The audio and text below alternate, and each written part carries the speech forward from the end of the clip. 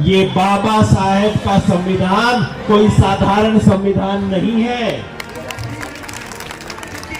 ये हमारे देश की पिछले 5000 साल की जो सभ्यता है, उसमें जो जो काम की बात थी उसको उठा लिया गया है, और जो जो कूड़ेदान में डालने की चीज थी उसको कूड़ेदान में डालने के बाद ये संविधान बना है। आज जो कुछ भी हम संघर्ष कर रहे हैं, चाहे संगोल के विरुद्ध संघर्ष हो, शिक्षा के भगवाकरण के खिलाफ संघर्ष हो, चाहे जातिवार जनगणना का संघर्ष हो, ये जितने भी संघर्ष हैं ये तभी संभव है यदि संविधान बचा रहा तो। और ये लोग कहते हैं जाति व्यवस्था खत्म हो गई इस देश से। बताइए क्या ढोंग है, क्या पाखंड है। मैं चाहता हूं जिस तरह से बिहार की सच्चाई देश के सामने आई है, उसी तरह से इस पूरे देश का कच्चा चिट्ठा सारे देश के सामने पेश होना चाहिए, ताकि हर व्यक्ति को पता लग सके कि सच्चाई क्या है इस देश की, किसके पास कितनी डिग्री है, किसके पास कितनी सरकारी नौकरी है, किसके पास प्राइवेट नौकरी है, किसके पास कार है, किसके पास एयर कंडीशन है। इसका सारा कच्चा चिट्ठा इस देश के सामने आना चाहिए, ताकि ये देश को बदलने की शुरुआत हो सके। कोने कोने से आए, देश के 28 राज्यों से आए, इस संविधान दिवस पर संविधान को स्थापित करने की प्रतिज्ञा लेकर आए, मंच पर बैठे और यहाँ उपस्थित मेरे सभी साथियों, मिलकर कहिए जय भीम, जय भीम। सबसे पहले तो मैं राष्ट्रीय बौद्ध महासभा और सामाजिक न्याय परिषद को बधाई देना चाहता हूं कि संविधान दिवस को आपने सड़क पे मनाया। आज संविधान दिवस कई जगह पे मनाया जाएगा। जो संविधान की हत्या करने वाले हैं वो भी संविधान दिवस मनाएंगे, क्योंकि बाबा साहब का नाम लेना सबकी मजबूरी है। तो संविधान दिवस आज संसद में भी मनेगा। जो संविधान को टूटता देखते हुए चुप बैठे हुए हैं, वो भी आज मूर्ति लगा रहे हैं। संविधान दिवस बड़े बड़े सेमिनार हॉल में मनेगा, कॉन्फ्रेंस में मनेगा, एयर कंडीशन कमरों में मनेगा, लेकिन आज एसी कमरों में संविधान बचाने का दिवस नहीं है। क्योंकि अगर संविधान को बचाना है तो आज सड़क पे उतरना होगा। इसलिए मैं आपको बधाई देता हूं कि आपने सड़क पे इस कार्यक्रम को किया, इसको किसी बंद कमरे एसी हॉल में नहीं किया। क्योंकि आज इस देश के संविधान पे हमला हो रहा है। हमारे साथी ने बताया, प्रधानमंत्री की सलाहकार परिषद का सदस्य अखबार में लिख के कह रहा है कि बस अब ये संविधान के दिन पूरे हो गए, इसको हटा दो, एक नया संविधान लाने की जरूरत है। पहले सिर्फ कानाफूसी होती थी, पहले कोई छोटा आदमी बोला करता था, अब प्रधानमंत्री की सलाहकार परिषद के लोग लिख के बोल रहे हैं कि संविधान के दिन खत्म हो गए। अगर इसके बाद भी हम लोग नहीं चेतते तो कोई और अब हमारे घर के अंदर बताने हमें नहीं आएगा। आज संविधान पे खतरा है और उसे बचाना इस देश का सबसे बड़ा धर्म है। इससे बड़ा धर्म कोई नहीं है, इससे बड़ा ग्रंथ कोई नहीं है, इससे बड़ा पवित्र पुस्तक इस देश की कोई नहीं है, जिसके ऊपर आज हमला हो रहा है। क्यों मैं कहता हूं पवित्र पुस्तक, क्यों मैं कहता हूं सबसे बड़ा संविधान? कोई कहेगा भाई संविधान तो सब देशों में होता है, डिक्टेटर भी संविधान रखते हैं, जहां राजशाही होती है वो लोग भी संविधान रखते हैं। क्या ऐसी नई बात है हमारे संविधान में? आज लंबी बात करने का समय नहीं है, लेकिन मैं इतना कह दूं, ये बाबा साहेब का संविधान कोई साधारण संविधान नहीं है। ये हमारे देश की पिछले 5000 साल की जो सभ्यता है, उसमें जो जो काम की बात थी उसको उठा लिया गया है, और जो जो कूड़ेदान में डालने की चीज थी उसको कूड़ेदान में डालने के बाद ये संविधान बना है। इस देश के सब 5000 साल की 3 सबसे बड़े मूल्य हैं, 3 सबसे बड़े सिद्धांत हैं जो हमारे संविधान की बुनियाद हैं। पहला है करुणा, जिससे निकली है समता। दूसरा है मैत्री, जिससे निकला है सेकुलरिज्म। और तीसरा है शील, जिससे निकला है लोकतंत्र। करुणा, मैत्री, शील, ये तीनों बुद्ध धर्म के सिद्धांत हैं, क्योंकि उसमें इस देश के पूरे विचारों का निचोड़ है। कहते हैं ना, कपड़ा छान निचोड़। तो 5000 साल से इस देश में जो कुछ हुआ है उसको कपड़े से छान लिया, उसका कूड़ा कूड़ेदान में फेंक दिया, और जो काम की बात थी बाबा साहब ने निकाली और उसको इस देश की संविधान की प्रस्तावना में लिख दिया। इसलिए पवित्र है ये सिर्फ संविधान नहीं है, साधारण देशों का संविधान नहीं है, उससे ऊपर की बात है। ये एक पवित्र ग्रंथ है, ये इस देश की बुनियाद है, इस देश के भविष्य का आधार है। अगर संविधान गया तो जिस जमीन पे खड़े होके आज हम बोल रहे हैं वो चली जाएगी। मैं इस स्टेज पे खड़ा हुआ बोल रहा हूं, स्टेज टूट जाएगा तो क्या होगा? ये मेरा माइक गिरेगा और मैं कहीं जाके धम से पड़ जाऊंगा। आज जो कुछ भी हम संघर्ष कर रहे हैं, चाहे संगोल के विरुद्ध संघर्ष हो, शिक्षा के भगवाकरण के खिलाफ संघर्ष हो, चाहे जातिवार जनगणना का संघर्ष हो, ये जितने भी संघर्ष हैं ये तभी संभव है यदि संविधान बचा रहा। तो संविधान गया तो ये संघर्ष करने की हमारी क्षमता समाप्त हो जाएगी। इसलिए बाकी सब लड़ाइयां बाद में करेंगे, सबसे पहले संविधान बचाने की लड़ाई इस देश में होगी। और उसका आज आपने श्री गणेश कर दिया है, उसका उद्घोष आपने कर दिया है, उसकी बात आपने सामने रख दी है।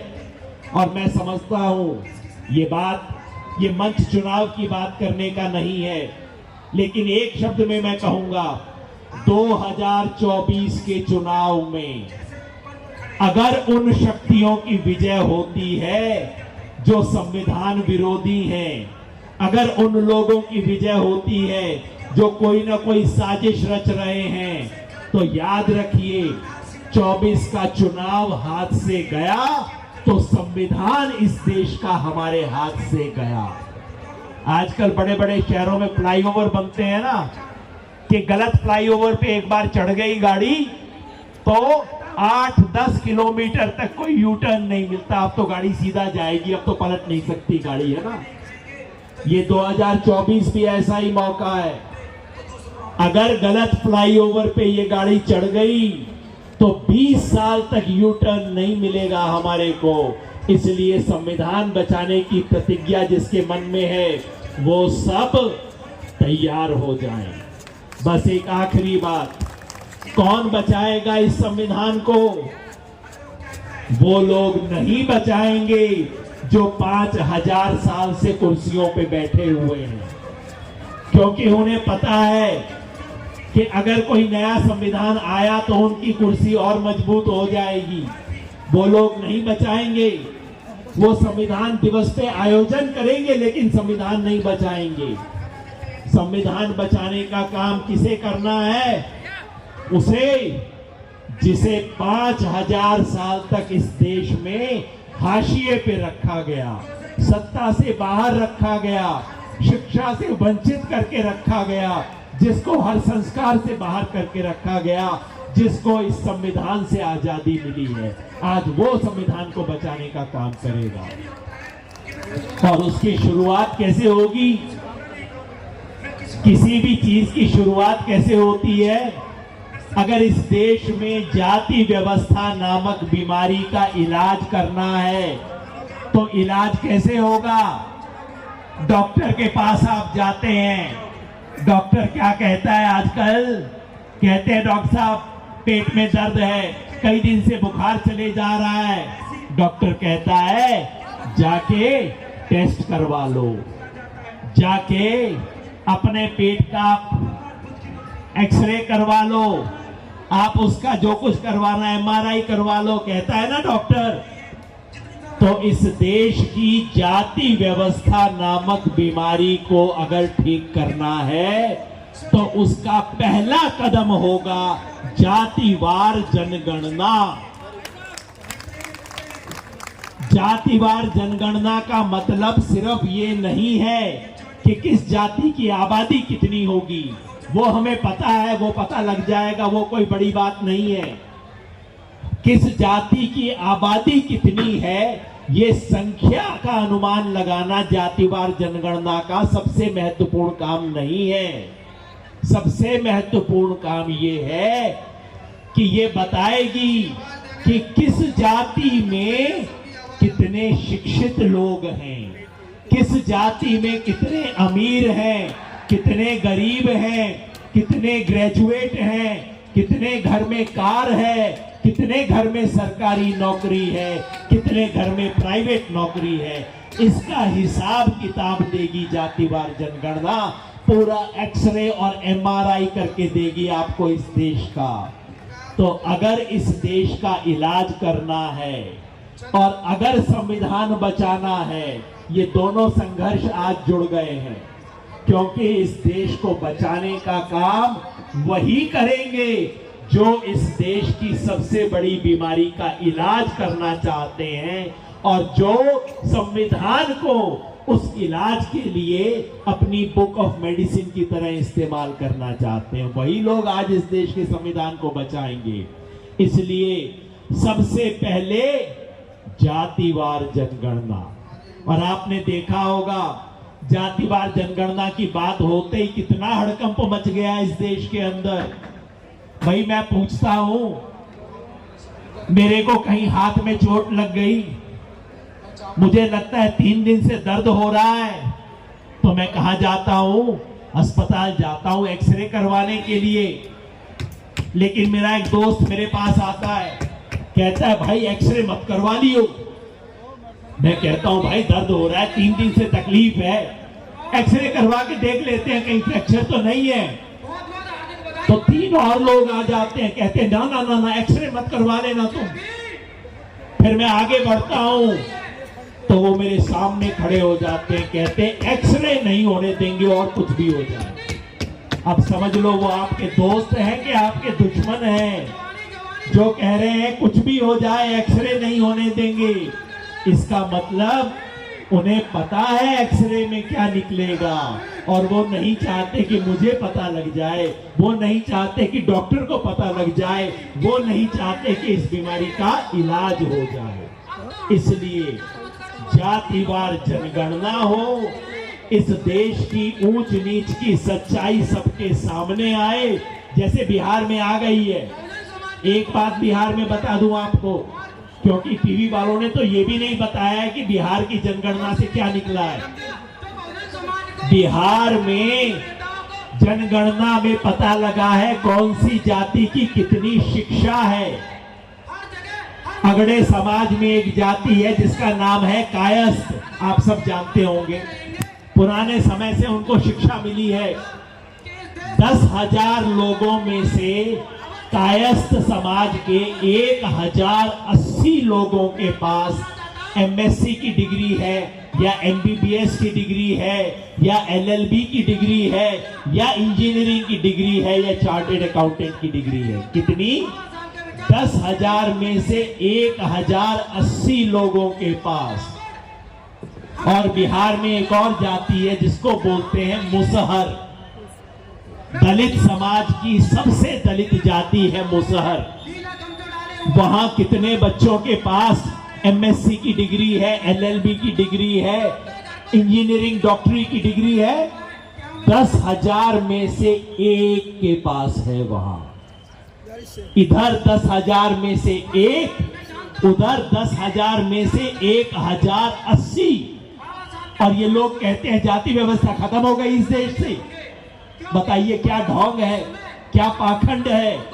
मैं चाहता हूं जिस तरह से बिहार की सच्चाई देश के सामने आई है, उसी तरह से इस पूरे देश का कच्चा चिट्ठा सारे देश के सामने पेश होना चाहिए, ताकि हर व्यक्ति को पता लग सके कि सच्चाई क्या है इस देश की, किसके पास कितनी डिग्री है, किसके पास कितनी सरकारी नौकरी है, किसके पास प्राइवेट नौकरी है, किसके पास कार है, किसके पास एयर कंडीशन है। इसका सारा कच्चा चिट्ठा इस देश के सामने आना चाहिए, ताकि ये देश को बदलने की शुरुआत हो सके। तो और मैं बात नहीं कहूंगा, एक बार फिर आपको धन्यवाद दूंगा। देखिए, आज हमारे रिपब्लिक पे खतरा है।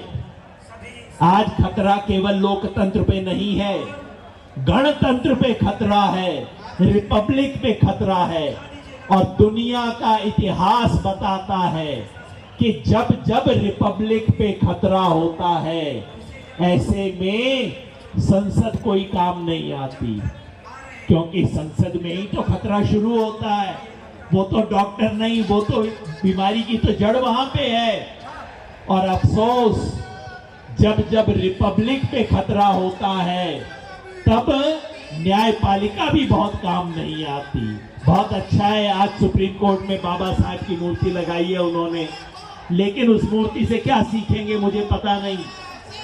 जब जब रिपब्लिक पे खतरा होता है, संसद काम नहीं आती, कोर्ट कचहरी भी काम नहीं आते। कौन बचाएगा रिपब्लिक को? अंततः पब्लिक बचाएगी रिपब्लिक को। और आज वो पब्लिक यहाँ पे इकट्ठा है, आज वो पब्लिक 28 राज्यों से आई है। तो चलिए एक संकल्प लेके जाते हैं कि संविधान को बचाएंगे, और संविधान पे उंगली उठाने वाले, संविधान को नष्ट करने वाले, संविधान को तोड़ने वाले हर शक्ति का मुकाबला करेंगे, ताकि आगे से ध्यान रहे कि जो संविधान पे उंगली उठाएगा वो लाल किले पे खड़ा नहीं हो पाएगा। ये संकल्प लेके हम सब यहाँ से जाएं।